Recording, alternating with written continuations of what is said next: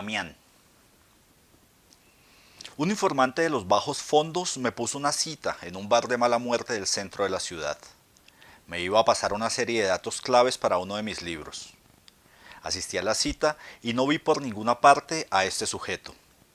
De repente, a mis espaldas, alguien me llamó por mi nombre en voz baja. Giré el cuerpo entero creyendo que se trataba del fulano en cuestión y me tropecé con un individuo de gafas y con una gorra de béisbol que nada se parecía a mi informante. ¿No me reconoces, cabrón?, me preguntó el tipo con una sonrisa. No tenía ni idea de quién era. Me puse tenso y seguramente en mi mirada se notó un destello de agresividad contenida. El hombre se quitó la gorra y las gafas y me sonrió con una mueca de sarcasmo. Increíble, no podía creerlo. Era el actor mexicano Damián Alcázar, el protagonista de Satanás. Faltaban pocos días para que se iniciara el rodaje de la película. ¿Qué diablos estás haciendo acá? Este es un sitio muy peligroso para ti, le dije mientras lo abrazaba. Encarnando el personaje, maestro, me dijo divertido. Mi informante por fortuna nunca llegó a esa cita. Y fue todo un privilegio conversar esa tarde con Damián y verlo cómo se preparaba para la transformación, para encarnar a un asesino serial.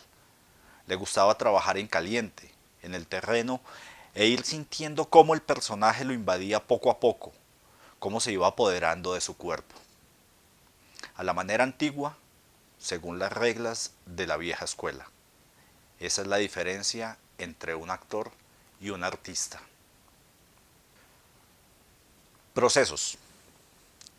La gente detesta revisarse, criticarse a fondo, corregirse, observar en detalle la herencia que ha recibido de su familia.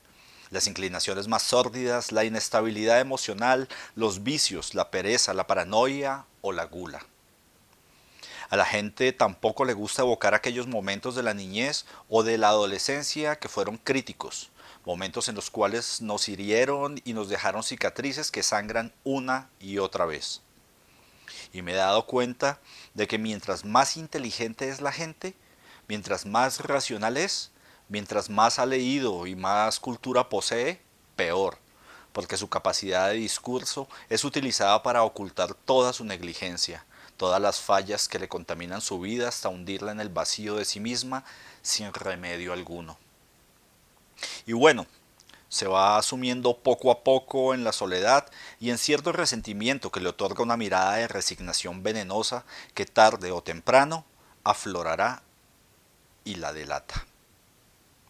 Pero también hay unas personas que se quedan atrapadas en su biografía, personas que de tanto revisar se vuelven adictas a sí mismas, que creen que su dolor es el único dolor, que solo existen ellas y su pasado tenebroso, que son las protagonistas irreemplazables de un drama existencial que nunca acaba.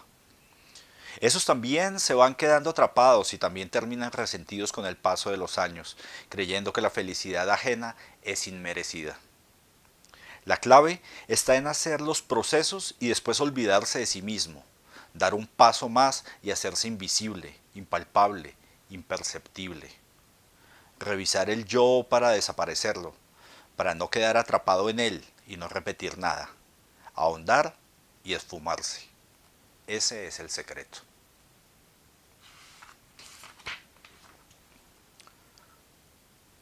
Una zona oscura. Hace años un viejo amigo mío europeo se enamoró aquí, en Colombia, de una joven de raza negra, talentosa en su profesión, leal en sus afectos, muy dulce y cariñosa. Ambos viajaron a Europa y empezaron a compartir un apartamento. La relación marchó bastante bien hasta que una noche de invierno ambos salieron hasta un bar cercano a tomarse una cerveza. En la medida de lo posible, mi amigo prefería que ella no saliera sola en las noches a ninguna parte. En el barrio donde residían había algunas pandillas de cabezas rapadas y de hooligans que en 2 o 3 ocasiones habían agredido a inmigrantes tercermundistas. Esa noche, mi amigo se dirigió al baño a orinar y le dijo a ella que lo esperara un par de minutos. Según recuerda él, fueron exactamente 2 o 3 minutos, nada más. Cuando salió del baño, ella ya no estaba sentada en el lugar donde la había dejado. Creyó que ella también estaba en el baño y la esperó unos minutos. Nada. Ella no aparecía por ninguna parte. Preguntó en la barra y uno de los meseros le indicó la calle. Él corrió por las avenidas aledañas, entre la nieve, enloquecido, gritando su nombre. Al fin la encontró tirada en un callejón, golpeada, sangrante, con el rostro tumefacto, con varias costillas rotas, con el cuello amoratado como consecuencia de las patadas recibidas, con el brazo izquierdo roto, casi inconsciente. Llamó a una ambulancia y la condujo hasta el hospital. Ella se recuperó lentamente, pero algo allá, muy adentro, se había quebrado para siempre. A las pocas semanas desapareció. Mi amigo la buscó por todas partes. Vino incluso a Colombia a preguntarle a la familia si sabía algo de ella. Nadie sabía nada. Lo más difícil de manejar para él era la culpa. Todos los días se repetía lo mismo. ¿Por qué la había dejado sola esos 2 minutos? 6 meses después, ella apareció un buen día. Lo llamó y se puso una cita con él en un café. Le dijo que lo extrañaba, que seguía queriéndolo, que le gustaría regresar a su lado, pero que solo le exigía una cosa, que no le preguntara nada sobre esos 6 meses pasados. Mi amigo aceptó el trato y se puso feliz con su retorno. Hemos hablado varias veces sobre el misterio de esos 6 meses de vida en la sombra. Otro hombre, drogas, venganza, había matado a alguien, prostitución, una amante mujer tal vez, y al final llegamos siempre a la misma conclusión. Sea lo que sea que ella haya vivido, hace parte de esa extraña característica humana, la multiplicidad. Cada uno de nosotros es otro, es alguien más, es muchos. No conocemos a cabalidad a nadie, no sabemos quiénes son nuestras parejas ni nuestros amigos, no estamos seguros ni siquiera de nuestras propias ideas y nuestros propios afectos. Entonces, ¿qué importa qué le sucedió a ella en esos 6 meses de vida oculta y clandestinidad? Estaba ejerciendo un derecho, eso es todo. Un animal literario. En un evento cultural en Medellín, de repente, me tropecé con un amigo profesor, que ahora estaba retirado y que oficiaba como jurado de unas becas de la alcaldía de esta ciudad. Un hombre muy respetado en el ámbito intelectual, Hernán Botero. Primero cruzamos algunas palabras tanteándonos, midiéndonos, sin saber todavía si teníamos algo en común o si por el contrario éramos dos individuos antagónicos. Pasamos mutuamente ese primer examen sin hacer grandes esfuerzos. En un momento dado, no recuerdo cómo, la conversación giró hacia el escritor Stefan Zweig. Y entonces, la cara del maestro Botero se transformó por completo. Los ojos se le abrieron de par en par y comenzó a hablar en otro tono, con pasión, recordando con precisión ciertos pasajes de sus libros, ciertos personajes, ciertas traducciones, ciertos finales que le habían causado estupor o gran admiración. Yo compartía a plenitud esa pasión. Se nos olvidó la sala, el trabajo que teníamos que ultimar, la hora, todo. Nuestros recuerdos de las páginas de Zweig se iban devorando el mundo hasta desaparecerlo por completo. Lo miré de reojo, flaco, anguloso, con mirada de pájaro. Se le notaba en el rostro los años que había dedicado a la lectura compulsiva y feliz. El siguiente autor fue Somerset Maugham. La novela Servidumbre Humana nos hizo estremecer de terror. Intentamos descifrar ese amor servil, los celos, las bajas pasiones, que hay en nosotros para hundirnos de esa manera en nuestra propia sordidez. Luego analizamos el filo de la navaja y comentamos ese final magnífico al frente del volante de un taxi en Nueva York. Y así seguimos y seguimos por horas, incontenibles, idos, dichosos. Unos meses más tarde regresé a Medellín y nos pusimos una cita en la librería Palinuro, el mejor rincón para esconderse de un mundo que nos persigue con su presencia insulsa y repetitiva. La magia volvió a surgir. Esta vez nos concentramos en los viajeros, en aquellos escritores que habían dedicado buena parte de su vida a ir de un continente a otro. Deambulando por la librería, descubrí la biografía de Jack London, de Irving Stone, y el maestro Botero me contó que era un libro fascinante en donde estaba plasmado todo el recorrido que había hecho ese autor para conquistar nuevos parajes literarios, nuevos escenarios externos que fueran metáforas de nuevos escenarios morales.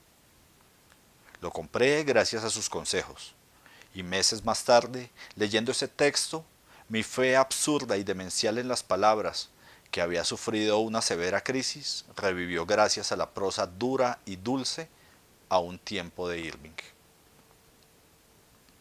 Una vez más, rodeados de volúmenes viejos y trajinados, sin que él se diera cuenta, volví a mirar al maestro Botero de reojo. Reconocí en él la mirada sagaz de animal literario, esa especie en vías de extinción cuya característica principal es ir asustándose poco a poco, metiéndose dentro de los libros, hasta que llega un día en el que ya no se encuentra el camino de regreso y se queda a vivir allá, del otro lado, en la biblioteca, en la región más transparente del aire. No pude dejar de sentir una cierta melancolía. El día que muera el último de ellos, el mundo, sin duda, será un sitio más gris y más frío. El joven escritor. Hay un escritor joven en Medellín que está buscando su propio camino, sus propias experiencias, su propia visión del mundo. Ya tiene asimilada la técnica, la destreza con el lenguaje, la erudición. Pero sabe que eso no es suficiente, que escribir bien no basta para construir una obra literaria. Se necesita vida, es preciso conocer el mundo, la condición humana, y eso solo lo da la experiencia. Lo primero que hizo fue inscribirse en un hospital como lector de literatura infantil para niños enfermos de cáncer. Él llega con sus libros de cuentos bajo el brazo, Pulgarcito, El patito feo, El gato con botas, y se pasa las tardes enteras leyéndoles a esos chiquitos que están en radioterapias o quimioterapias, que los dejan exhaustos, somnolientos, deprimidos. Entonces su voz se extiende por el pabellón y sus princesas, sus brujas o sus héroes, convertidos en sapos, le regresan a esos jóvenes la imaginación, la ensoñación, la posibilidad de que el mundo sea no solo inyecciones, medicamentos y enfermeras. A veces llueve sobre los ventanales y la lluvia escurre por las canaletas del hospital. A veces hace sol y los rayos entran por los vidrios y calientan las camas y los cuerpecitos de esos enfermos terminales. Casi todos, me cuenta él, se mueren al poco tiempo, pues es un pabellón de enfermos con cáncer ya muy avanzado. La sensación que tiene este joven escritor es la de estar combatiendo contra la muerte, demorándola, posponiéndola. Su voz se extiende por la sala con fuerza, con potencia, y en las aventuras de esos personajes quizá esté la clave para que sus oyentes aguanten unos días más. No es fácil ir viendo cómo el auditorio al que uno se dirige va muriendo poco a poco, va desapareciendo para ingresar en las funerarias y los cementerios. Él es un profesor al que se le mueren todos sus discípulos. El otro día me lo volví a encontrar y charlamos como siempre largamente. Le pregunté cómo iban sus alumnos agonizantes. Ya me enfrenté a la muerte, que es un paso decisivo en todo artista. Ahora voy a enfrentar la vida. Me contó que había terminado una relación sentimental de muchos años, que se había quedado a la deriva, en el vacío, y que pensaba internarse en la selva, embarcarse en Leticia e irse por el Amazonas hacia Brasil en busca de un destino para sí mismo. Quería lanzarse a la aventura pura, sin metas fijas, sin propósitos específicos. Un movimiento definitivo en el tablero, radical, a todo o nada. O doy jaque o inclino mi rey. Me encantó escucharlo.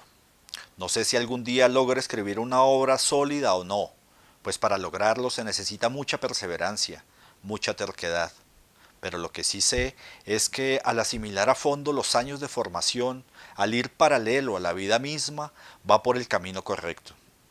Está intentando ser superior a sí mismo, y esa actitud es el principio de un juego de mutaciones sin el cual es imposible un arte verdadero. Y le deseo lo mejor. Le deseo buen viento y buena mar. Nada me alegraría tanto como leer algún día su primer libro.